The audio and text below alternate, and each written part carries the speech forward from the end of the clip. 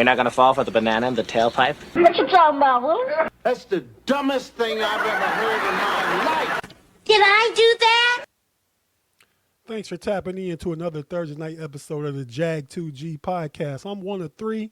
I'm your boy Tate in the building here with the fellas, the geniuses in the building. I am the Jag. I'm just a guy. But today, I'm with Rory and Steven, obviously, and we're here to talk about, I think, an interesting topic, man. And before we do that, I'll go to you guys. How you guys doing? How's your week been going? What's up, fellas? Is living the dream down here in the Lone Star State. That's it for me. So far, so good, man. You know, can't complain. Another long week. Right, it's like that, man. But it's spring, not springtime. It's great to be springtime. Spring almost, yeah.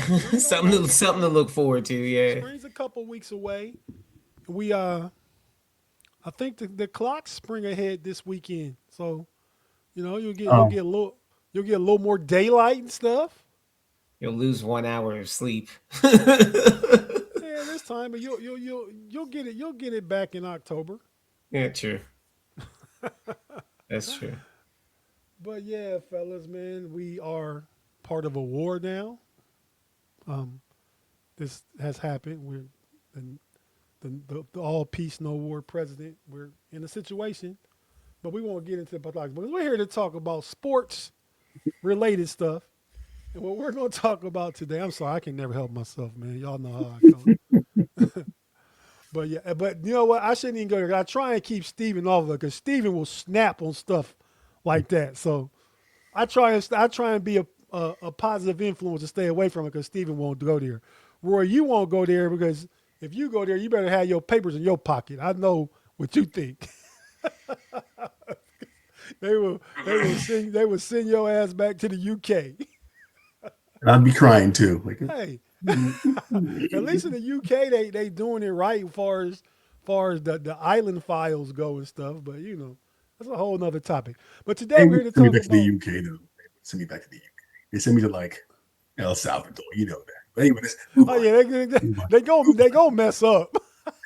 They're gonna punish me. They're gonna. He was good. A free ticket to England? No, we can't give him that.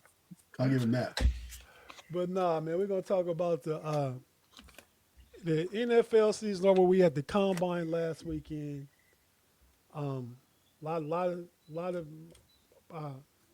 man, free agency's about to start.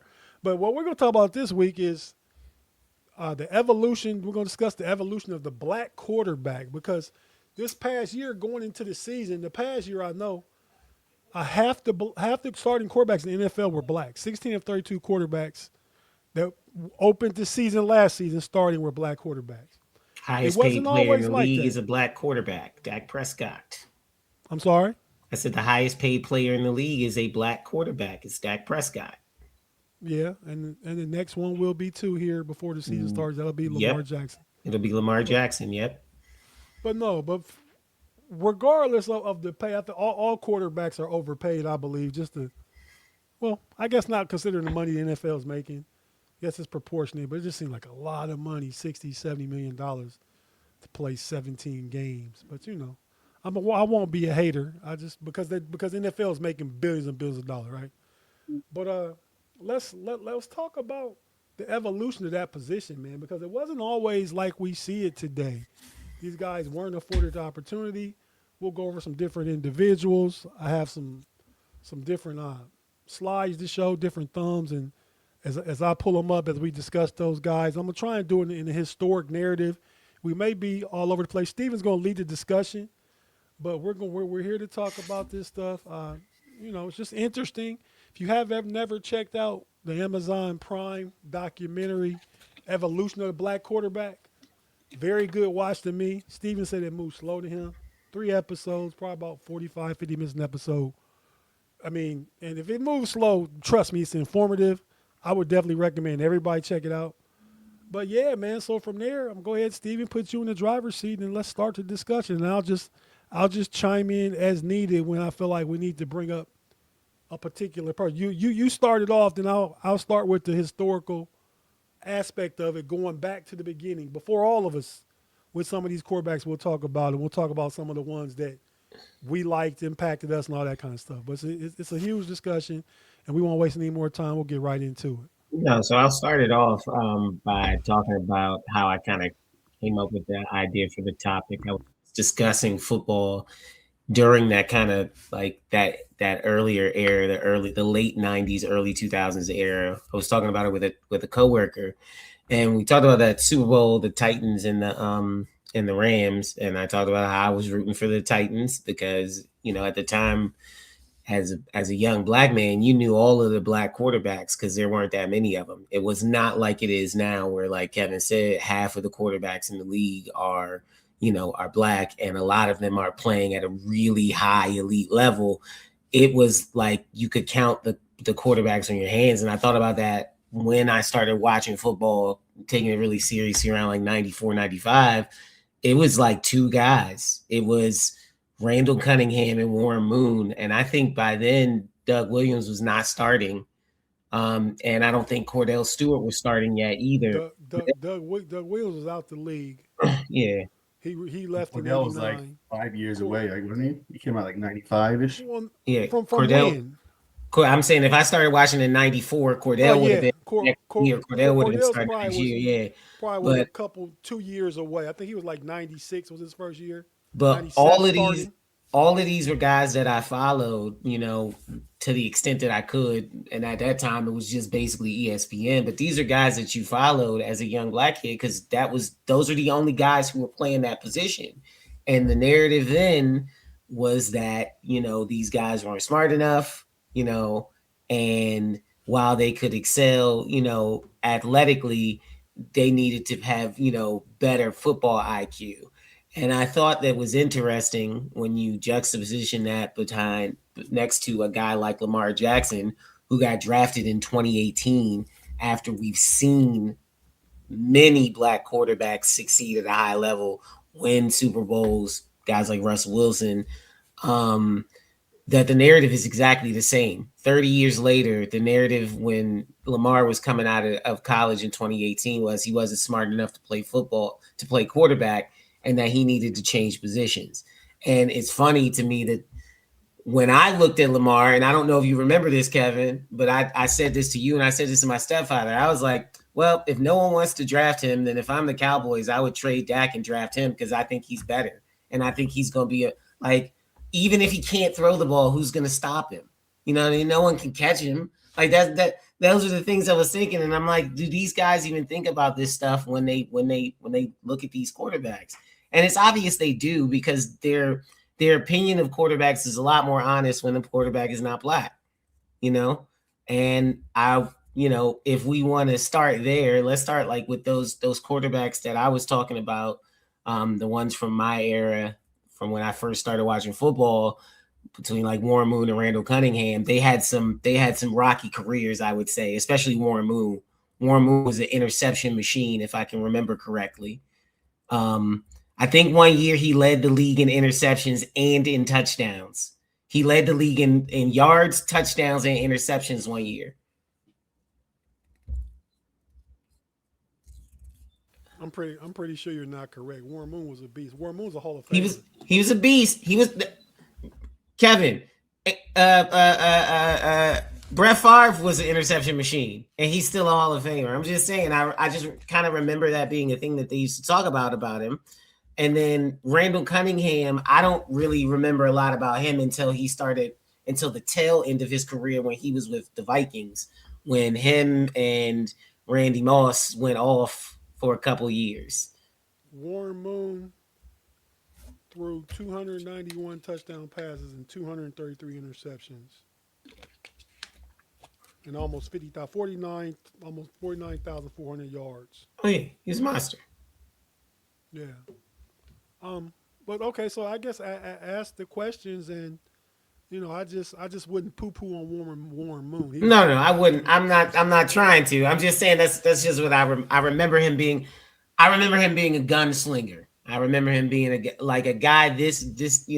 He would be Fitzpatrick would be him. that's who you would think of. He's not a guy that's not afraid to let the ball go down the field, and sometimes it's going to be an interception. Fitzpatrick? Yeah. Ryan Fitzpatrick? Yes, That's disrespectful. How is that disrespectful? Disrespectful. If Fitzpatrick is, I'm saying Fitzpatrick is wishing he could be Warren Moon. That's what I'm saying.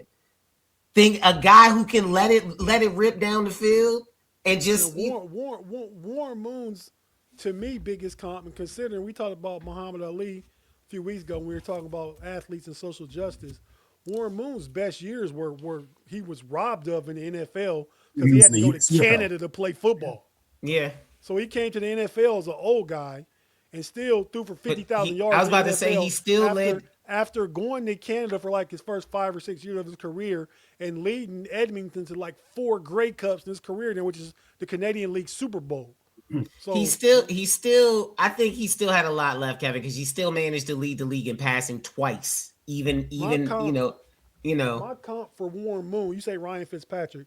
No, I'm saying that's not what I'm saying. I'm not saying Ryan Fitzpatrick. I'm saying a guy like Ryan Fitzpatrick. The prototype is you start at Warren Moon, and that's how you get a guy who has that kind of confidence. He tries to be like Warren Moon. That's all I'm saying. I'm not saying he's the comp. I'm not saying that at all. No, because Fitzpatrick's not a Hall of Famer. And Dan Marino. Fitzpatrick's not a Hall of Famer. That's the name I was saying. I was about to say, if you want to pick a comp, then that's a better not Ryan comp. Fitzpatrick. I wouldn't even put him in the same time, breath. though, didn't they? Not at they all. basically played at the same time. They weren't. I mean, they played at the same time. Ryan Fitzpatrick? No. Dan Marino and Warren Moon. Yeah. So that you can't really. I wouldn't say they're comps of each other. They're their own guys. You know what I'm saying? When we talk historically, though, well, why wouldn't Ryan Fitzpatrick want to be a gunslinger like Brett Favre? But so I would say like people try to say Kurt Warner is like the like a Brett Favre, but to me Kurt Warner is like a Warren Moon evolution. Kurt Warner is not a Brett Favre though either. Kurt Warner is Kurt Warner. Kurt Warner was a person that took care of his wide receivers. He saw the field. He read the field. He was an amazing human being. But why are we talking about Kurt Warner? We're digressing. We're digressing. Too much time. Trying to do comps. That's all is what we were saying. But no. I wanted you guys to tell me who were the players you remember, if there were black quarterbacks that were active at that time when you guys were, I think in, what was that, 94, I was like 8. Yeah. So, yeah. So at 8, when you're watching football, were there active starting black quarterbacks?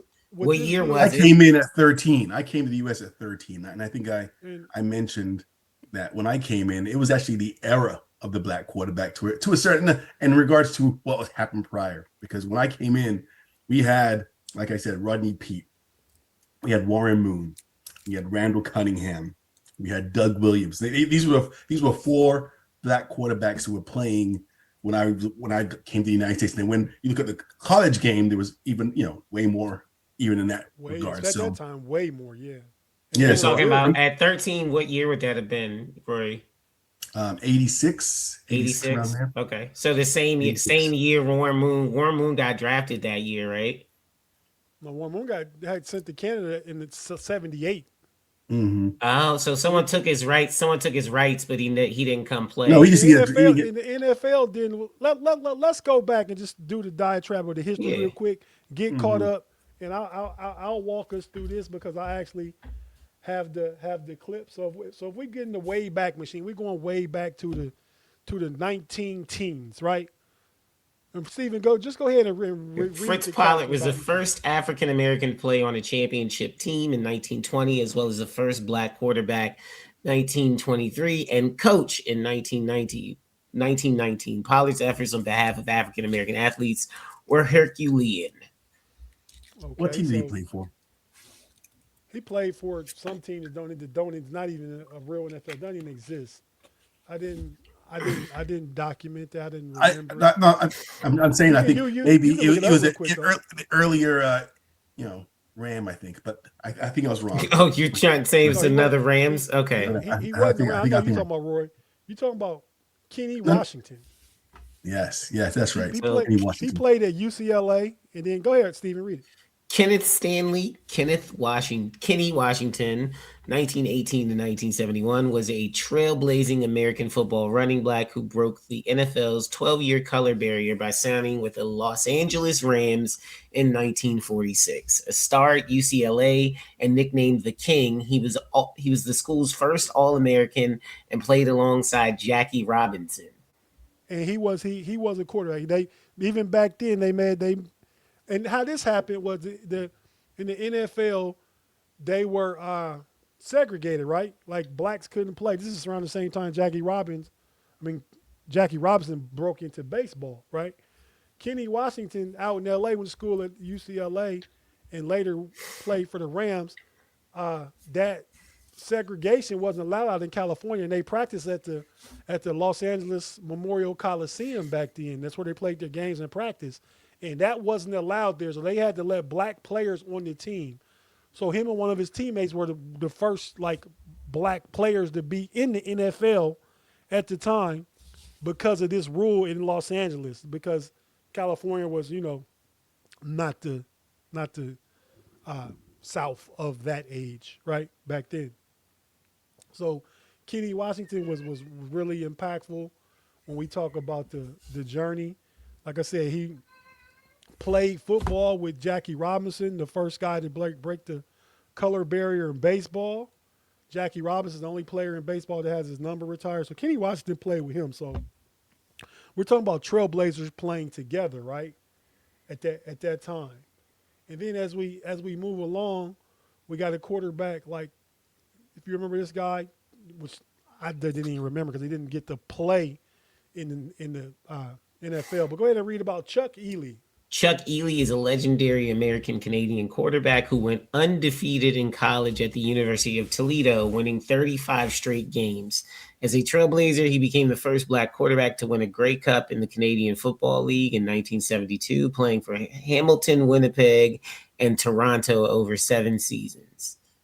Yeah, so 35-0 in college. He was 1971 first-team All-American. Chuck Ely was. That's in college. The 3-time MAC Player of the Year. Roy, you're familiar with the MAC. You went to school and you competed in the MAC conference. There's still a conference today, right? That's Toledo's still in it. Bowling Green's in it. Miami, Ohio University. Miami University. A lot of the smaller Michigan schools are in there. So, and he finished 8th in Heisman voting in 1971. And as a rookie, like Steven indicated, he led his CFL team to the championship, the Grey Cup in Canadian football.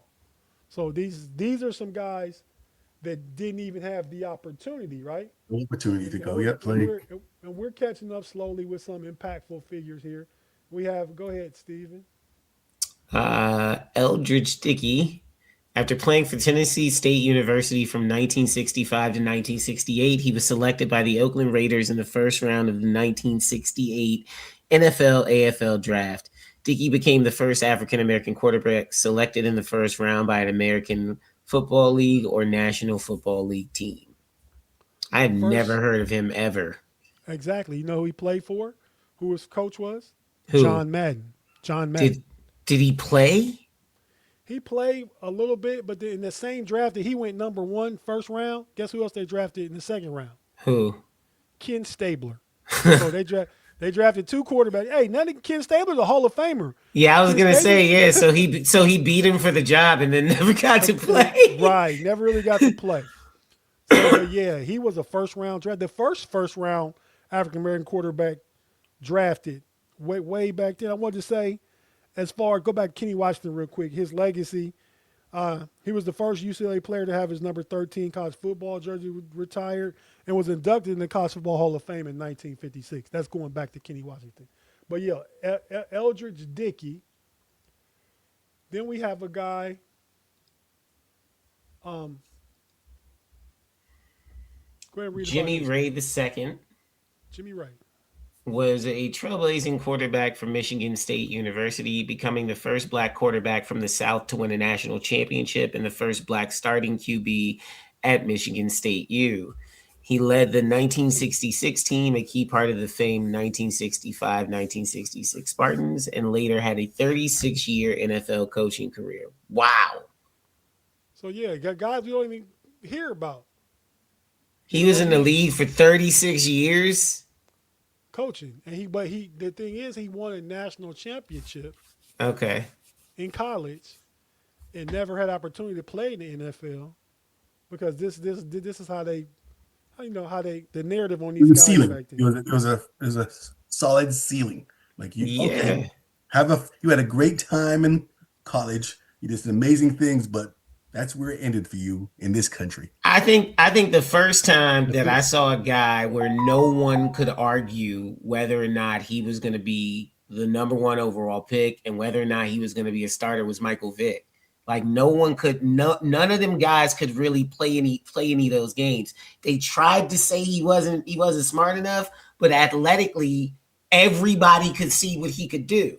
He was doing it on the national level for oh my God, he played for Virginia State, right? Virginia Tech, right? Virginia Tech. So like you couldn't hide the fact that like what he could do with his legs, and we all knew he had an arm because we saw him use it. So that he was one of the first guys where it was like, well, I guess they're just gonna have to accept he's gonna be, the number 1 pick, and he's gonna be a starter. There's no question of that. And maybe be able to bench him for a year or so, but he's gonna be a starting quarterback. And supposedly, in Norfolk lore, Allen Iverson was better than Michael Vick. I've heard that too. That's the Norfolk lore. They didn't play at the same time. I mean, no. Allen Iverson, Michael Vick's big. And who was the other player that came out of Norfolk? Come on, Kev, help me out here. Football player? A football player, quarterback. Oh, he was a Cam. He was he was from he was a journeyman for a hot second, but then he'd get starting jobs. Come on, I have to look it up. Not. He's. I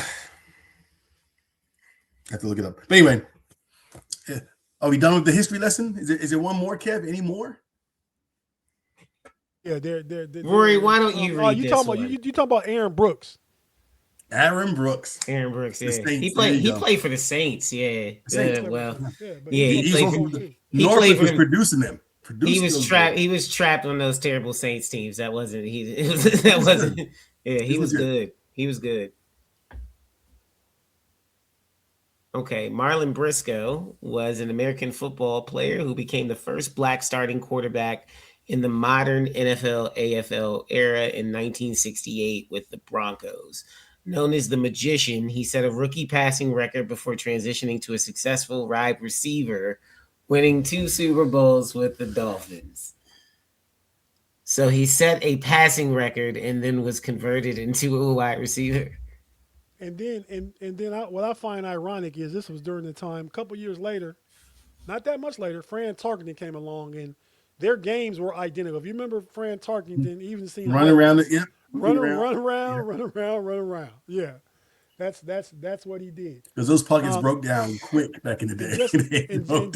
Just so we can get through these guys, where I'll let you read and tell us anything you know about your guy.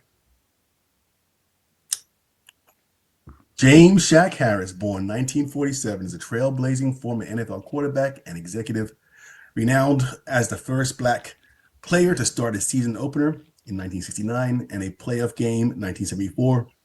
A Grambling State legend, he starred for the Los Angeles Rams, earning Pro Bowl MVP honors in 1975. There he is, Shaq. Shaq was a beast. He had the weirdest throwing mechanics, though. I remember, he had the weirdest throwing mechanics, but he was definitely a beast. Oh, wow. I didn't realize he played for Grambling. Was he part of that? He was part of that undefeated run? Well, for Eddie Robinson? I'm sure. Yeah, Eddie Robinson won hundreds of games in a row.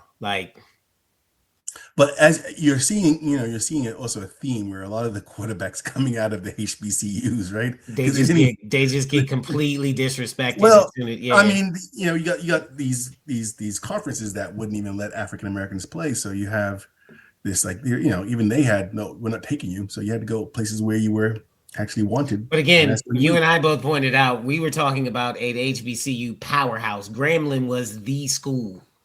They just won. He was 24-5-1 in Grambling as a starter. Okay. So I don't know when Eddie Robinson's run was, but Shaq Harris Yeah, was was 24-5-1 as a he starter. wasn't part of it. He wasn't part of it, Yeah, he wasn't Yeah. part of it. Yeah. or he messed it up. So we talked about Jimmy Ray, right? And this guy, you'll know, he played professional football for my favorite team, the Pittsburgh Steelers. Played defensive back, but Joe little. Gillingham. What's that? He got Joe And Gillingham. Joe Gilliam was one of the first black quarterbacks too that played for the Steelers, and probably was better than Terry Bradshaw. But the Steelers at the time had more draft equity invested in Terry Bradshaw. Terry Bradshaw was number 1 overall pick, I believe, in the 1970 NFL draft. So yeah, Joe Gilliam, he did get an opportunity. He played for a little bit, but eventually we just got to give it to Terry, even if he can't spell whatever word he couldn't spell. Terry Bradshaw couldn't spell the word no or something. There's something going around about Terry. I've heard. I don't know what it is now, but they used to say that. I can say when I got my hair cut, back in the day, and the quarterbacks, from the college game were kind of rising in prominence, African Americans, I should say.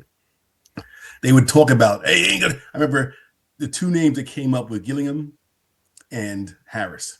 So Shaq Harris and Gillingham would show up. Their names would come out of people's mouths. I didn't know anything about them. I just had to hear this as I was getting into my, skin tight days. Shaq Harris and Gilliam, I ended up being a Steeler fan, but the first quarterback for the Steelers I remember watching was Terry Bradshaw, but I always knew about Joe Gilliam. But the player I'm talking about played for the legendary Steel Curtain defense, won Super Bowl winning head coach, played quarterback at the University of Minnesota. Tony Dungy, standout quarterback for the University of Minnesota Golden Gophers, finishing his career as the school's leader in passing attempts, completions, passing yards, and touchdowns. A dual threat quarterback, he also rushed for 1,165 yards and 16 scores, earning team MVP honors in 1975. And the last part just cut off. Yeah, so about Tony Dungy, he wasn't great. He started for 4 years, or he at least played in all 11 games for 4 years. His junior year, he took Minnesota to the Rose Bowl. Back then only Ohio State and Michigan was going to the Rose Bowl. Somehow Minnesota snuck in there. And this game was hyped up because Minnesota played in that Rose Bowl? USC? Who? They played the University of Washington. Uh-oh. And who was their quarterback? Was it Elway? Elway Stanford. Warren Moon. No. Warren Moon. Oh. Warren Moon, Tony Dungy, match up in the Rose Bowl, big game. They both were drafted the next year later. Tony Dungy was asked to switch positions. He went to the NFL and played defensive back. Warren Moon said, "Nah, I'm a quarterback." Warren Moon had to take his ass to Canada to be able to play quarterback and come down to the NFL 6 or 7 years later. That's why I said Warren Moon was robbed. They wouldn't give him one of the best statistically quarterbacks, at least at his time. Yeah. If he had that time, my goodness. If he had the time that he spent in Canada, 6 years where he won 4 championships and set all kind of records and numbers and stuff, he would be up there where we talking about. Maybe not because Tom Brady played so long, but Warren Moon played 17 years in the NFL. If you add his 6 years in Canada, you figure in the NFL, you play 6 years in the NFL, you probably can throw for minimum 3,000 yards if you're good, 3,000 yards a season if you're good as he is. You can add another 18,000 yards on to his 50,000 easy. Yeah, he was young too. Like you said, they got him in his prime youth years where he could have lit up the stat chart, the stat sheets. So yeah, so Tony Dungy was a guy. Now with that, I'll transition. You asked us earlier that's the history from Friends Pollard till where we at now. We stopped with Tony Dungy. Roy, the first quarterbacks I remember, African American quarterbacks I remember seeing and watching was Doug Williams when he played for Tampa, drafted out of Grambling. He was a pick in the first round also. And I don't know if you guys remember Vince Evans played for Chicago Bears. Yeah. Vince Evans was a really good quarterback, played with Walter Payton, but he was quarterback probably the late 70s going to the 80s. But yeah, Vince Evans was a solid quarterback. So them are the first two I remember. Like, I mean, we talked about all the guys that had been right, but those are the first two that I remember actually being a kid watching these guys play on TV. And Doug Williams was utterly like this disrespected in Tampa. I mean, he wanted money that he should have rightfully been given. They didn't want to give him his contract, so he had to actually leave Tampa because of that nonsense down in Tampa. Like, I mean, he ended up, of course, it benefited him in the long run, I guess. But he could have won. Tampa could have won championships way earlier if they had Doug Williams down there. That was years later, and Tampa Bay was an expansion team. I believe in their second or third year, Doug Williams took them to an NFC Championship game. Right. That's what I'm saying. But then when they wouldn't pay him, he was out the league for a few years, but he had built a relationship. He went to the USFL, didn't he? Yeah, USFL. He had built a relationship with Joe Gibbs when he was in Tampa, because Joe Gibbs was in Tampa coaching under John McVay. Mackey. Mackey? Yeah. Yeah, the USC coach, wasn't it? Yeah, McKay. Yeah. Built a relationship with him, and then when Gibbs got to Washington and needed a quarterback, he thought about Doug Williams. And even when he went to Washington, he was a backup. Jay Schrader. To Dre Schrader. But yeah, Schrader got hurt, Williams got in, and they kind of got on the roll, and Gibbs was coach enough to say, man, we're playing too good, Jay. Sit your ass down. And they went on the road that to a Super Bowl. He had one of the, I'd say, the best quarter in Super Bowl history. And there's been 60 of the games. Doug Williams had the best single quarter. He in just Super Bowl blew history. them out. It was like first they were losing, and all of a sudden he was like, "Okay, hold my beer." Hey, John Elway, the Golden Boy. Hold on. Yeah, like Roy said, hold my beer. Let me go ahead and throw these 4 touchdowns in one quarter and just put us out in the lead, or y'all can't come back. Because at that time, the about John Elway was he couldn't win a big game. He couldn't for a lot of years. He was there. He was the original Jim Kelly. He was the original. And if you think about it, he was 0-3 in Super Bowl. Jim Kelly lost 4 in a row. But John Elway's one of my favorite quarterbacks, though. I mean, he went through it, but John Elway, this is a documentary on him that one might be on Netflix. It's really good, though. You got to check it out. It's short. It's like only an hour and 20 minutes at the most. Check it out. One episode, but really good. Yeah. But not to be sidetracked. Go ahead, Steve. Roy remembers. Who'd you bring up? You said you came to the USA like Randall Cunningham. I came at the it was the original. I would say the golden age, like the original golden age of the African American quarterback, because it was amazing for me. I came in, I was like, I mean, we were watching we were watching Randall Cunningham sling the ball, Rodney Peake coming. I mean, we just had there was a lot to choose from in regards to black quarterbacks. And then in the college game, oh my goodness, it was another plethora of human beings. So I remember Tony Rice. Remember Tony Rice? Tony Rice played for Notre Dame. Took them to the national championship in the game that they beat. And I'll listen, if you know who they beat, I'll save it because Roy's going to talk about that guy later. But go ahead, Stephen. The floor is all yours again. Ask whatever question. But we do have some college people that we all pick somebody to talk about. But Major if you Michael Bishop. So I did want to bring up, before we talk about some of the more obscure guys that we were going to talk about, I did want to ask you guys what your opinion on it is why. And Kevin, you brought up a great point. I was talking about how, the narrative surrounding Lamar when he came out was still, he's not smart enough to play quarterback. And you got a guy just this week who they're saying the exact same things about, that he should switch to wide receiver. You want to just, what was his name in college again? Yeah. Arkansas was his quarterback this past weekend NFL Combine. So why do you think that this particular narrative persists, even past guys like Mahomes and Jackson, and the shift where you have black quarterbacks leading teams, half of the teams in the league? Why does that narrative stick around? I think for guys that are super elite athletes, like this kid, Taylor Green, Arkansas's quarterback, started at Boise State, transferred to Arkansas, 6'5", 230, tested out of the roof at the combine, the fastest 40 ever for a quarterback, highest vertical jump ever for a quarterback, broad jump ever for a quarterback. So we talking about all these athletic intangibles right now. Was the kid much better than a 56, 57% thrower at Arkansas? No.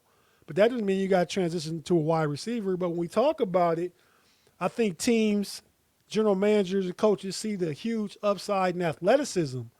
So you get guys like this guy, like wasn't the best quarterback, but that doesn't mean he can't be coached up and groomed and developed, right? That's the word I'm looking for, developed. But when you get the guys like, you remember Terrell Pryor, even Justin Fields now, I think people are Braxton Miller. Braxton Miller, they put him in wide receiver. Randall L.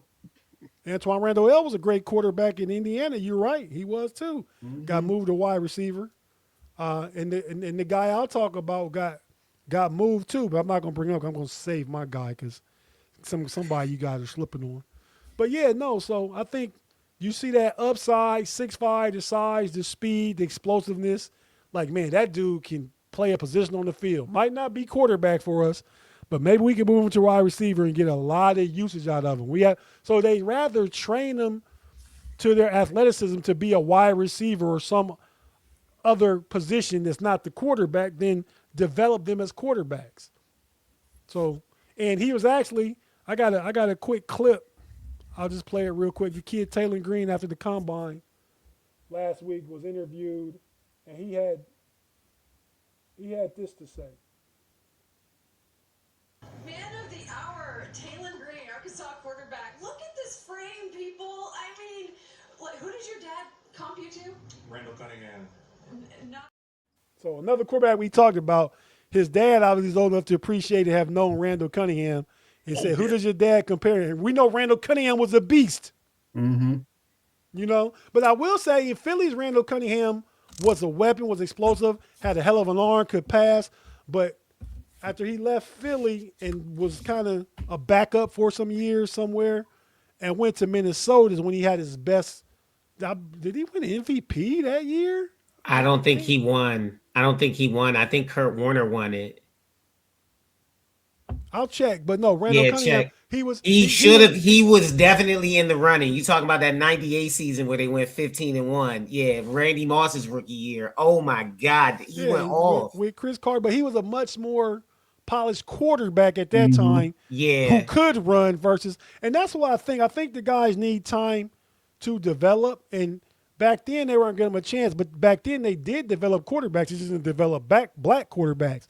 Right. Now with all the, and we talked about this last week on the evolution of the athlete, all the training and the skill and the commitment to one sport, quarterbacks come in much more ready, and teams have less time to develop. They will draft a guy, get rid of a guy, on to the next one, right? They just throw darts continuously until you find that guy. 1 or 2 years now where you used to get, like Kevin said, they would develop. They try to build you up over for like 4 seasons to give you a chance. Now, if you're not ready, if you don't show a flash in that first year, they, like you said, they ready to cut you and draft somebody else. Like, but I'm also gonna say I'm gonna be the devil's advocate here and say they give, I hate to say, white quarterbacks more time to develop, for sure. I mean, think about they were jumping through hoops for Tebow. I've never seen anything like that before in my entire existence. To try to make him a NFL quarterback, they were jumping through hoops. And if that was someone else, they would have gotten rid of that dude. If it was, they would have gone and hit it. Like, yeah, I'm just saying. But Roy, I hate to defend Tebow. I hate to defend him, but I do have to because I remember when Tebow got drafted, and a lot of people were saying he needed to convert to tight end. They were saying that the quarterback was not the position for him. That he could raise his stock if he converted position. I remember that being in there, specifically around Tebow. I remember that being in there. What's the defense of it? Because ultimately, he ended up moving to tight end and then coming back and only got an opportunity to come back and play tight end after being out for a couple of years because he was Tim Tebow to go play baseball. So what's the true. I guess the defense I was saying was they weren't. He's one of the few white quarterbacks where they were like, nah, it's not worth it. Initially, a lot of people were saying it's not worth it to invest time to turn him into a quarterback. It's a waste of time. But he got the opportunity. He was did get drafted the in the first opportunity. round. He got the He opportunity. played for the Denver Broncos. He beat the Pittsburgh Steelers in the playoff game. I understand that. All I'm saying is the narrative when he got drafted was very similar to some other running quarterbacks that are normally black. But he got drafted. I understand that, Kevin. That's all I'm saying is that people were saying the same things, and that is important. That's all I'm saying is that there was a parallel. No, but the parallel to me is, as we discuss it, is he got an opportunity. These other dudes did the same thing in college, did not get the opportunity. So it didn't hurt him. He got to prove I can't do it. What I think is weird, what I think is weird though is that now the black guys are getting a couple of years to try. A guy like Justin Fields gets a couple of opportunities with different teams because they want to see. Maybe he has a high ceiling. The narrative is still there, but the actual actions of these teams are like, nah, it's worth it to take a chance on a black quarterback because what if he's Lamar Jackson? You know, what if he's that? So it's just funny to me that they're still saying the same things, and these things are rooted in just the most vile 90s racism. It's just crazy. Randall Cunningham won the MVP, the Pro Football Writers of America in 1990, but Joe Montana won the 1990 NFL MVP. Okay. And Randall Cunningham in 98 was first team All-Pro quarterback, but didn't win MVP. Didn't win MVP. I knew it. I was about to say he should have won MVP. First team All-Pro. He should have been the MVP. Who won that year? Did they give the L? Was it Elway? Was it Brett Favre? It may have been. Yeah, it may have been Brett Favre.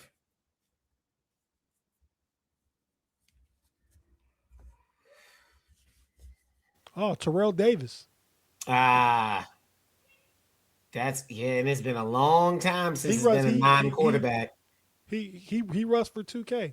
The last non-quarterback, I believe, was it Adrian Peterson? Won it in like 2012, his comeback year? His comeback year when he rushed for 2K that year too. Yeah, he did. He probably should have broke Eric Dickerson's record. They thought he did. They thought he broke the record and didn't put him back in the game. They thought he broke that's what happened. They thought he broke the record on the last run that they had him in, and they took him out. If they had known that he hadn't broke the record, they would have. How do you not know? That's too negligent. They go back and look at the game. They were celebrating when he did his last run. They had lifted him up on his shoulders. They were celebrating. They thought he had broke the record. They were saying they would have went for it on fourth down if they had known he didn't break the record. They thought he broke the record. I remember that they lifted him up and they were celebrating and stuff. And I was like, but he didn't. I was like, are they going to put him back in? What's going on? He ain't broke it yet.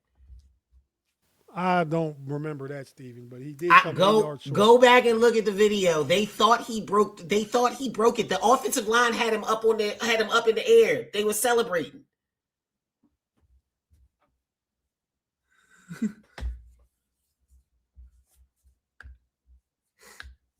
But I'm gonna say that the era of the black quarterback was in full swing. I mean, it hasn't ended. I think we've actually gone backwards a little bit to a certain extent in regards to the sentiment. I mean, because like you said, they're still saying it, even though you have all these, credible human beings performing well, and they're like putting people in these categories. I don't know if you can still say it when you got going into last year 16 of 32 starting quarterbacks. Yeah.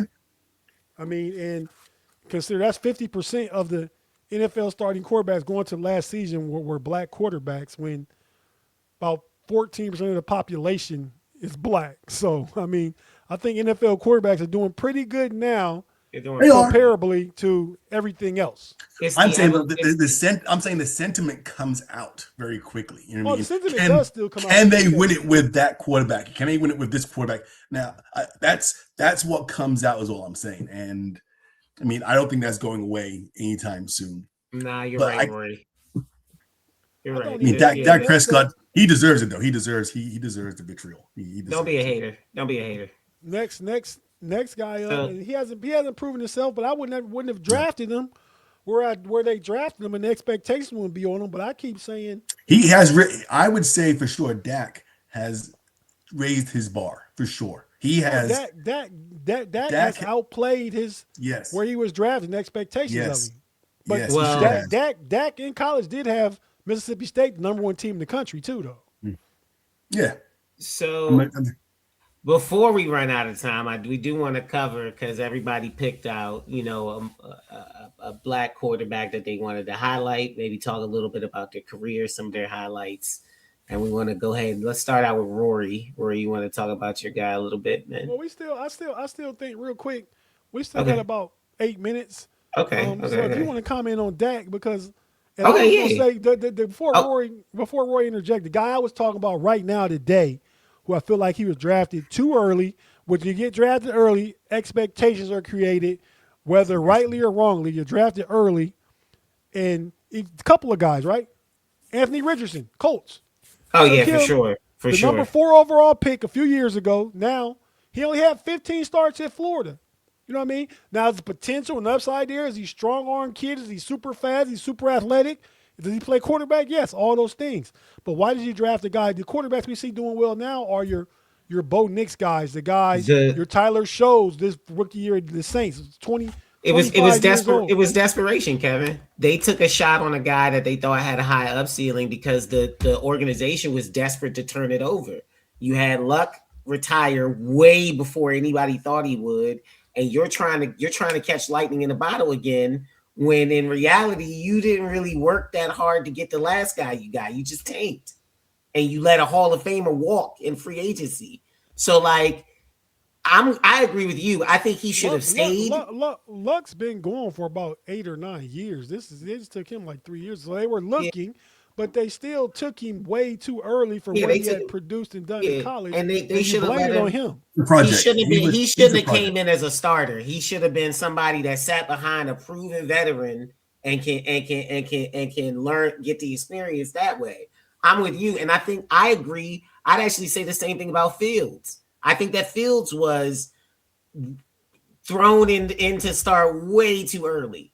He was thrown into a bad coaching program. That's what the coach. He did sit initially too, though. He sat behind Andy Dalton in Chicago like the first 6 games. But when Andy Dalton, you knew what he was. He's still that guy today.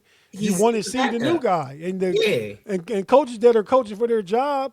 Even Lamar Jackson saved Jim Harbaugh's job way back when. Because Harbaugh and Flacco were failing. Lamar go in. Lamar ended up getting them to the playoffs. They lost the first round against the Chargers that year. But you knew you had your guy. And because he made that move, Harbaugh bought himself another 8 years coaching in Baltimore when he was on the hot seat then. So you wanted me to comment about Dak. And that's one of the things that I would say that I would bring up is that so Dak was a 4th round pick. And he definitely had a lot asked of him way before anybody expected anything of him, because I think even when Dak got drafted, the narrative for that season was Romo is going to start the season with a stud rookie running back, and we're going to see what this offense can do. And then Romo gets hurt, and that all changes around. Dak steps up, and while he may not have the ability early on, you can see that he's a leader and a winner. And I think ultimately, I think that like Dak's story is kind of a precursor to the league shifting, where like a guy like Dak would have gotten 1 season and then they would have just, it wouldn't have been no argument. Romo would have just got a new contract and he would have played. They said, well, no, we think we can do this cheaper with the younger guy. And they've allowed him to develop into one of the better quarterbacks in the league, I would say.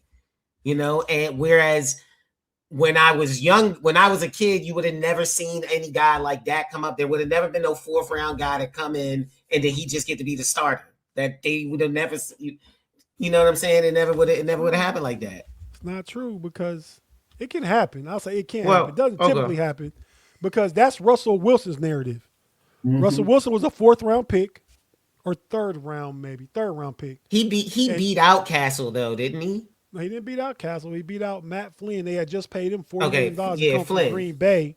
Right. You see, and he beat him out, and Pete Carroll went ahead with Russ, and the rest is history. Dak had a heck of a rookie season, unexpectedly, and now I think early on he was dependent on Zeke in the run game, but Yeah, what very quarterback much isn't? so. And you had And he had Dez, and he had Dez Bryant, and he had but Dez Bryant. he threw for almost 3,700 yards, 23 touchdowns, and 4 interceptions as a rookie, and a 105 passer rating. Great number, especially for a rookie. So Dak kind of cemented the job then, like we can't go back to Romo. But the similar happened with Russell Wilson prior to Dak. So, but I know I like Dak. My only knock on Dak now, Dak is a leader. I like his character. I like his toughness. Once he got his leg hurt a few years back against the Giants. He stopped running. Yeah, he stopped running. Yeah, so there wasn't that threat. So he developed even more from the pocket. And I think Mike McCarthy had a lot to do with that. Dak had his best season under Mike McCarthy. Probably should have won the MVP. Who won MVP that year? Was that Lamar Jackson's year? It was Jackson, 2023. Can't argue that either. But yeah, Dak Jackson, was up there though. Dak was up. Dak put up crazy numbers under McCarthy. That should be. I think anybody that's a worried Steelers fan, you should hope that if you guys pick the right quarterback, McCarthy does know how to develop quarterbacks. That's the thing. That's the thing he does. Yeah. And any criticism as a Cowboys fan that I have under him, I have to agree with you. The stats show it. Dak had his best years under McCarthy. I think to me, the only difference between the narrative of Russ is to me was always clear. Russ just outplayed Flynn. It was going into the season, Carroll was like, Russ is my starter. It's like, well, he just outplayed him. They don't even care about the money that they gave Flynn. They're just playing the guy who's better. And to me, there was a question at one point until Romo was convinced by Jerry Jones to retire. There was a question about whether or not they were going to pay Romo and sit Dak. And like you said, they just said, no, the way he's played, we're going to run with the young guy and develop him. But at that point, I'll say this, that with Dak was already paying Romo a lot of money. Yeah. Romo got hurt, Dak took over, and then didn't look back. They could have went back to him. Yep. You know what I mean? But they didn't, and good for them. In Green Bay, they both were new guys to the team. Yeah, we paid Flynn money to come here as a free agent. Seattle, we thought was going to be our guy, but we drafted a guy, and he beat him out. Damn the $40 million, $10 million a year, which was however long ago, was a lot of money for quarterbacks then, especially Matt Flynn, who like this year's quarterback, number one free agent in the market, Malik Willis, Green Bay quarterback, limited starts, looked good. We'll see what happens. I like Malik Willis. Another one of those quarterbacks probably should have been drafted by the Steelers before Kenny Pickett got drafted in the first round. The Steelers were looking at Malik Willis in the 22 draft, who Mike Tomlin was a fan of, but they didn't take him. Now, Malik Willis is going to get $100 million from somebody, at least 80, 90 million. He gonna get about 50 guaranteed, right? Something Probably, like that. I can see. I'm with you. I like the kid, but I think it's an overpay. But you need quarterbacks. You need a quarterback, and it's nice that we're talking about a young black guy that's about to get overpaid. Like, that's the market. $30 million for a starting quarterback ain't overpaid. But I mean, that's not overpaid. You talking about for 1 year with the guarantee, you paying a guy $50 million, and he's like you said, he's never had his team for a whole year. He played really well. Starts. He played really well as the backup to Jordan Love, but now you have to question how much of that is just LaFleur has built a solid team where he can kind of just adjust for who his signal caller is. A lot of times quarterbacks go to these teams, they get under good coaching, get good development and playing a good offense and get good training and coaching. Sam Darnold, Baker Mayfield. Yeah, I mean, we have instances of these guys. Geno Smith under Pete Carroll turned his whole career around, man. Yeah, but he's back on the bus train again, though. He went to the Jets. That's his fault. He signed a contract to the Jets. I mean, the Raiders. He signed a contract with the Raiders. He knew what their situation was. Well, sometimes it's all about the money. I think he went there because he wanted to be with Carroll. He stuck with Carroll because he had a lot of success under him. But you got to be smart about what organization you're going to. Would you go to the Browns? Would you leave Would you leave a successful situation to go to the Browns? Well, no, the Seahawks didn't want him anymore. He didn't leave a successful situation. Yeah, that's true. They didn't wanted want him, so they wanted to upgrade. Yeah. Go ahead, Roy. What you saying? And did they upgrade? Indeed, they did. Yeah, they did. I don't know that they upgraded. I was about to say, Rory, I don't know that I'm not a Sam that Gino Darnold couldn't truther. have had the same success that Darnold had. I don't necessarily. I'm not arguing against that. I don't think that that's true. I'm saying he's another player that got a lot of opportunities. What it was Rory, Gino was up for a pay raise and they didn't want to pay him. Mm-hmm. And they went with the guy who they could go pay the same amount they were paying currently. Probably a little less. Sam Darnold got 30, Gino got 35 from the Raiders. Yeah, so they just didn't want to have to pay him again. Mm-hmm. Yeah, I get that. But yeah, now we can get to the part where I'll say this, but what goes around comes around, right? And the Steelers messed up. They brought in last season, well, the season before last now, 24 season, brought in Russell Wilson, couple days later, like less than a week later, they got Justin Fields because Kenny Pickett was crying because he didn't want to compete with Russell Wilson. Justin Fields started that season 4-2. You can see he was trending in the right direction. You know, he never started at 4-2. But you go to Pittsburgh, solid organization, good coaching. Maybe not the best offensive coaching, but good structure, not going to put you in bad situations. He's winning quarterback. But then they made the move to go, which Dallas didn't do with Romo, to go to Russell Wilson. Go back to the old guy. Because they, keep in mind, I said they signed Russell Wilson a few days earlier. I think they kind of wink and a nod. They told Russ, you're going to be the starter. They tried to put it off as long as they could. All Russ's calf is resting for 6 games. And when game 7, instead of 4-2, Justin Fields looked great. That started the cycle where Russ came, looked good for a minute, then Russ looked old towards the end of the season. Both of them out of Pittsburgh. Justin Fields made the mistake of going to the Jets with quarterback purgatory like the Browns. He may not be considered a starter ever again. Career suicide. That is the worst decision he ever made. For him, it's worse than Gino because, bro, you were on an organization that was dysfunctional. You were with the Bears. Why would you can't look at the Jets and say that they're a better situation than the Steelers. There's no way. And that's not the only team that wanted him. The Jets were just who were going to pay him the most money because the Jets had to overpay to get somebody to come there. The Steelers wanted him back. The difference was the Steelers offered him 1 year, $20 million, something like that. And the Jets offered him two years, $40 million. With $30 million gears, they guaranteed $10 more million. He made that decision. I mean, he'll be fine. But like you said, he ain't never going to be a starting quarterback again. Yeah, he's never going to be a starter again. I don't see that happening. But okay, go ahead, Stephen. Go around the horn and talk about the guys you want to talk about. Yeah, so let's talk about some of the guys that we wanted to talk about. We each kind of picked out guys who may have had, obscure lines of success in college and or the pro game. And we want to kick it off. Rory, did you want to start with your guy, man?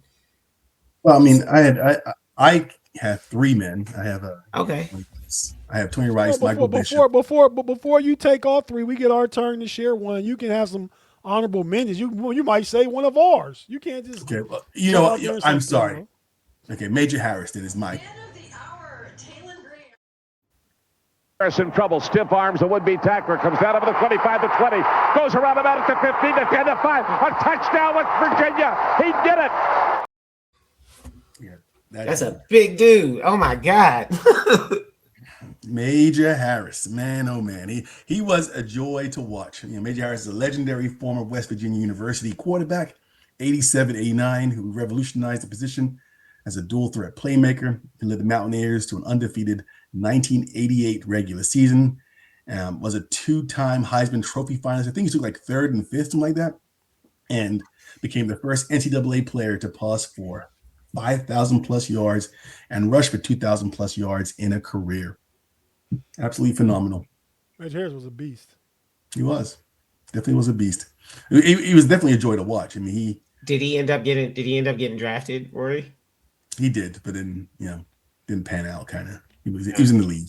Did they make him convert, or did he just? No, he went as a quarterback. Okay. Was it the Raiders who picked him? And it was like another. It might have been the Raiders, and then after that he went to like Arena League and Okay. He went to the CFL. He bounced around very quickly. It was like 1 year and it's like he was out. They bounced him right out the door. I don't know why. He was on the Raiders practice squad. Mm-hmm. He was this back when they had 12 rounds. He was a 12th round pick 317. But then he went to Canada and he played for the Columbus and Cleveland Thunderbolts, whatever league that was.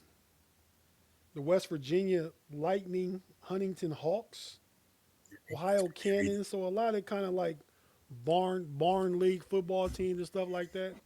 Yeah, so imagine that. Like, imagine what it does to your mindset, though. I mean, some people go in and say, "Oh, I'm going to prove you wrong," but if you've had all these accolades. If you finished third in the Heisman Trophy, ballots and fifth, you've had this phenomenal career at West Virginia University, and you're going in, 12th round?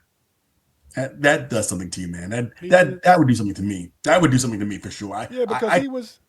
Because he was first team All-American in '89 and third team in '88.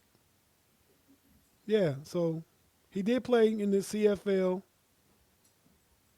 He was only 300 yards passing, 3 touchdowns, 3 interceptions. Arena League is where he played. But yeah, so was definitely an all-time great. I remember Major Harris. I remember they played for the national championship, like I said, when it was, I don't know if it was the first time ever because it wasn't for the national championship. We talked about Tony Dungy playing Warren Moon, but Major Harris took West Virginia to the national championship, and they played Notre Dame and Tony Rice. Right. When they had the Rocket Ismail, and they had Ricky Waters was the running back. My name Ricky Waters. Yeah, those teams are really good, but no, Major Harris was a great college quarterback. Probably could have been a great NFL quarterback had he got the opportunity. Yeah. Anything else to say about Major? I'll take my guy real quick. No, I mean the highlight reel. Do you see? Can you go back to the beginning of that where he put that dude in the mixer? I don't because of flagging purposes. I thought I took the sound out of it, but I let it play as long as I could. I should have deleted the sound out of it, but I didn't. But the way he cut so hard, and that guy just fell on his back, just fell on it. Yeah. I mean, that was a Penn State, linebacker university. But anyway, that's Major Harris. My guy, who wasn't going to get an opportunity, who would be a star in today's game, an absolute star, went professional, but he didn't go play football. He didn't change positions because he didn't play football. Oh, he went Charlie Ward. Charlie Ward. Nope. He went and played baseball then, like Kyler Murray could, or John Elway could have played baseball. No, Roy, you're right. Charlie Ward. Charlie Ward was a legendary quarterback for the Florida State Seminoles, 90 to 93, becoming the first Seminole to win the Heisman in 1993 and leading Florida State to his first national championship. As a two-time All-American, he was known for his precision, speed, and leadership, winning virtually every major award his senior year, including the Maxwell and Davey O'Brien Award. Like I said, he did not go to the NFL because I think he knew he had a better opportunity. Yes, he went to the NBA, drafted in the first round, drafted by the New York Knicks. Like I said, he completed his 93 season, the year he won the Heisman, completed 70% of his passes, 69.5. For 3,000 yards, 27 touchdowns, and 4 interceptions. Won the Heisman. And the quarterback that he beat for the national championship was another college-grade quarterback. And I hope it's not your guy, Roy, but I'd be remiss not to mention, we just talked about Major Harris and then Tony Rice. We talked about Charlie Ward and Tommy Frazier, who played for Nebraska, who also, after he lost to Charlie Ward, went on to win 2 consecutive national championships himself for the University of Nebraska. So he played in 3 straight national championship games. To me, at one time, Tommy Frazier was the best college quarterback as far as winning goes that I saw, from my youth. I know I was a little older. I was college age when he was doing that, but Tommy domination by the black shirts, man. It was the time. That defense was good too. But yeah, Charlie Ward played 11 seasons in the NBA. Only Heisman Trophy winner to ever play in the NBA. He played for the Knicks for a lot of years, good playoff teams. He later played for the Spurs and Houston Rockets, but he had an 11-year NBA career. But he was a great quarterback. In today's game, he would be a guy. He's a great baseball player too, wasn't he? He played. He was a three-sport, wasn't he? He's a three-sport athlete at FSU. Steve, you want to talk about your guy? All right, so let's talk about my guy. The guy that I picked is a Washington, D.C. native, Mr. Byron Leftwich, a former NFL quarterback and accomplished Super Bowl winning coach, drafted 7th overall in 2003 by the Jacksonville Jaguars. He played 10 seasons, largely known for his time with the Steelers. As an offensive coordinator, he led the Tampa Bay Buccaneers to a Super Bowl victory with Tom Brady and recently joined Deion Sanders' staff at Colorado. The big thing that we know Byron Leftwich for, though, is his collegiate career at Marshall. Dude was an absolute beast.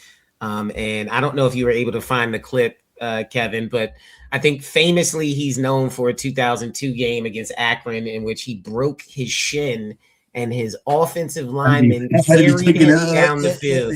They still lost the game, but I think that game is what got him drafted. I think people looking at he wouldn't have got drafted, but he got drafted the first round. I mean, yeah, but still, like, my God, your soldiers carrying you down the battlefield, bro. Like, that's leadership right there. I want to say that I lived that dude because he was at Mac. I saw him play against my team on a regular basis. I used to hate that day. Like, Leftwich, we had to play Marshall. That was the worst. Like, oh man, it was like we went from Chad Pennington to Byron Leftwich. It was like just a miserable experience that short period of time. But go ahead. Not sure if you guys remember this, but this is one of the whole alternate history points. But Leftwich was a part of that whole 2003 draft nonsense where Minnesota let the timer run out, and Jacksonville was able to move ahead of them and draft him. The rumor is Baltimore was negotiating a draft with Minnesota to trade their 21st pick to move up. It was like several other things to move up to draft Leftwich. The other rumor, and this is just something that I've heard over time, is that the head coach for the Ravens at the time, who was Brian Billick, blew that up because he wanted Kyle Bowler. The reason they ran out of time was that Billick was trying to blow the trade up. But yeah, he could have been a Raven, which I think would have changed his entire career trajectory because he had a rough time with Jacksonville. Jacksonville had a lot of rough years as an organization. But yeah, he ended up turning it around, became a pretty decent backup, won a Super Bowl with the Steelers in 2008 as a backup, and he's a really popular coach now. I thought he was going to get a defensive coordinator or offensive coordinator, head coach and nod after Tampa Bay, but I guess it wasn't lined up. But there's still plenty of time. He's young for NFL standards. He's 46, so there's still time for him to come back into the league and be a coach or offensive coordinator again. Was there a buzz about Byron Leftwich around DC back in the day when he was? I don't think so. There's never really buzz around here about quarterbacks because most of them are black. I heard about Caleb Williams though. Yeah, that's true. But like a lot of times around here, Kevin, it's like it's interior linemen, edge, defensive guys on the outside and offensive line. Because like when I was in high school, it was a guy that went to our school and this guy that went to Roosevelt. They were both interior defensive linemen. They looked like grown men when we were like 17, and I remember reading about them in the newspaper. But like I don't ever remember them any quarterbacks. Not when from 2000 2004. I don't remember any quarterbacks from my area really. I will say that if the Ravens had taken Leftwich, he would definitely have had the career of Joe Flacco for sure. If they had taken him, I'd probably be a Ravens fan today. He would have that honestly. Career. He would have that career. He would have that career for sure. Because I would have put him. I'm not bashing. I think Flacco's an amazing player, but I'm putting Flacco and Leftwich in the same level for sure. Easy the same level. And I would have thought that if he had the opportunity to play for the Baltimore Ravens, he would have that career. He would have a Super Bowl. That's what I'm saying. I feel like it's a totally different timeline if they pull that trade off and he ends up with Baltimore. Because Kyle Bowler was a bust. But He was a big Bowler time. was Bowler was the bust. He was terrible. The difference in the guys that we picked versus you picked, and we're talking about all quarterbacks, right? But we picked guys that did get an opportunity. Brian Leftwich did get an opportunity. My guy did get an opportunity. He did. It wasn't the best. It wasn't the best. I was gonna say, at that point in 2003, going to the Jaguars was like going to the Browns now. Because so, Rory, you're outside looking in, or another guy you would just mention before we wrap up the next 2 or 3 minutes. I mean, the other two, but we kind of mentioned them because that's who Major Harris went up against. Tony Rice. You were gonna say those guys? Was that? You were gonna say those guys? Tony Rice was the other one. Okay. Oh, well, yeah. Tony Rice was the other one, and then the other one a little later was Michael Bishop from Kansas State. Yeah. So he was another just phenomenal player, and they were like, for a little while. I think they've been pumping them out. African American quarterbacks. At Kansas State, they don't mind so much, which is nice. Well, who else? The Wildcats. Who else? Yeah, they who had else?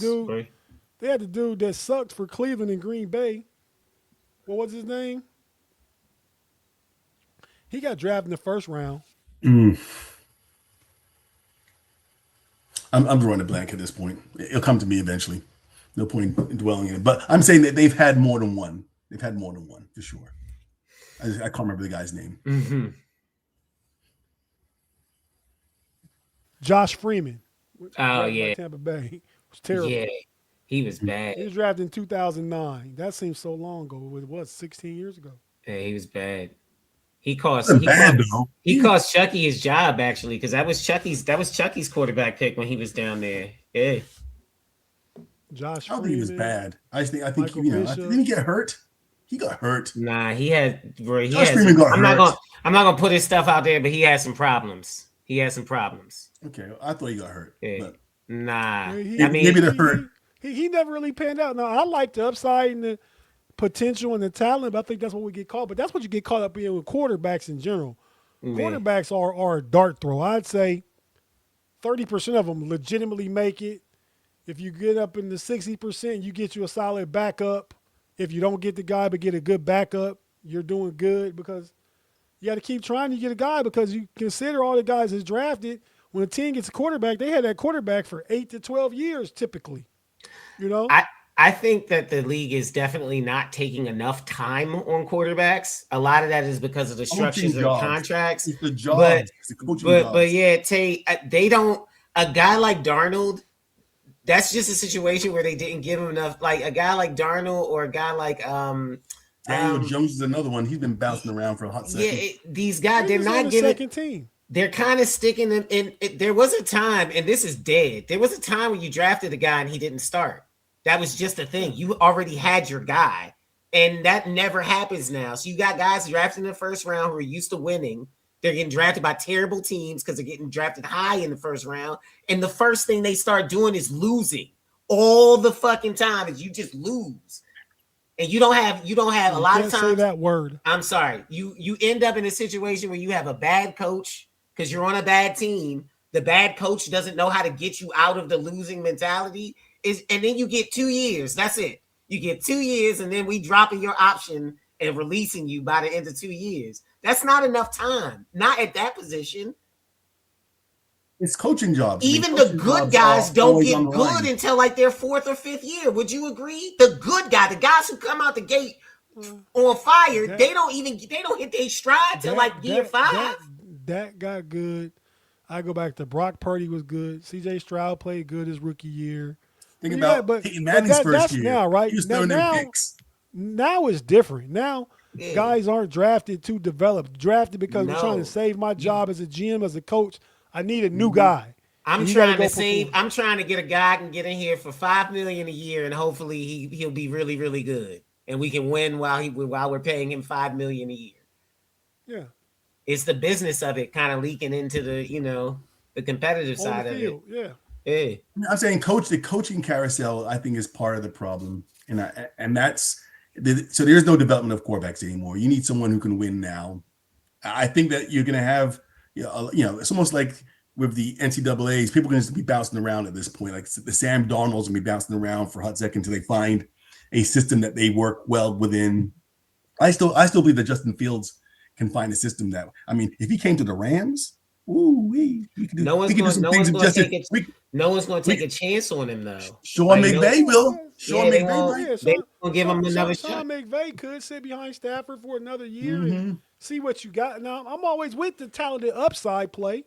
If I can sign him for $4 or $5 million a year as a backup, and you come sit in my room, I get to develop you. I mean, the talent is there, but it's just the development, the processing, and all that. You got to see what that looks like. But I'm always with high, low risk, high reward. And to sign Justin Fields to a free agent contract once he gets cut by the Jets, who still will owe him $10 more million, so we got $30 million from the Jets. Yeah, you're right. That's so low risk. For $2 or $3 million, sit behind Stafford. Let me see what I can do with you over the course of this 1 year.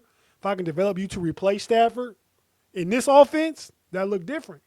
I don't know though. If Stafford's coming back and he's for sure coming back, I might see if I can talk Willis into being a backup and see if he'll take the most backup money. Not gonna miss a payday to get $30 million a year, bruh. Because if I'm the Rams, I want an insurance policy for Stafford. I don't want a guy who might be good next year.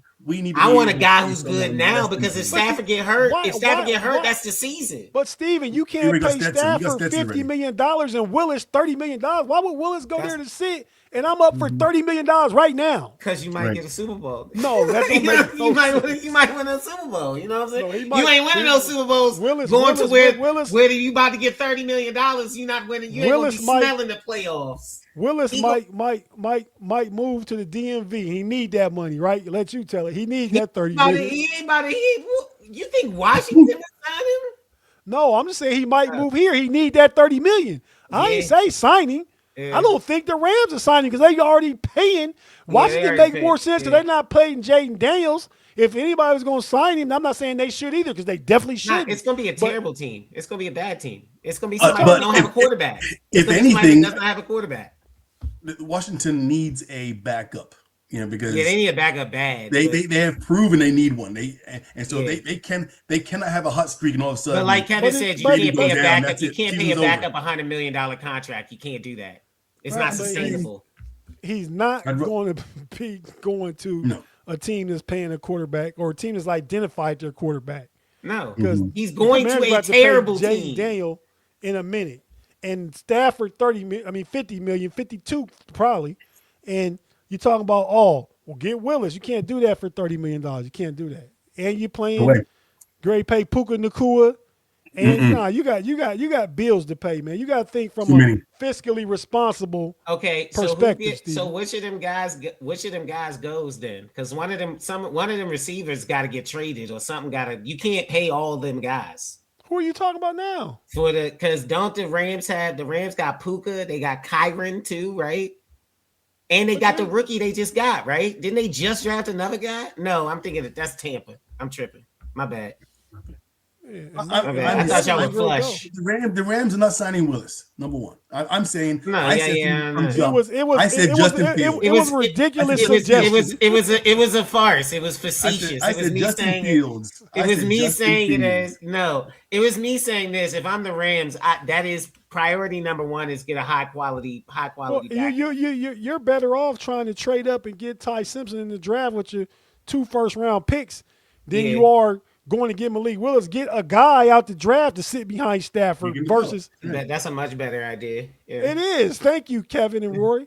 I always need the old guys to bring me back down to earth. Someone has to say wild things to generate the discussion, though. You know what I'm saying? Yeah, man. With that being said, guys, it's been a great discussion. We spent like an hour and 15, 20 minutes. Yeah, we got a long one in today. So but it was fun. And with that being, you guys got anything you want to say before we tap on out? Just thanks everybody again for joining us tonight. And thank you. I say the same thing. A good discussion. And I'll say check out the homies tomorrow night. Myself, Pay, and B Dirt, we back in the building to talk some version of football. We don't know what yet, but we'll be back. Check us out tomorrow. For JAG2G, Tate, Rory, and Steven, we out. Till next week. Peace.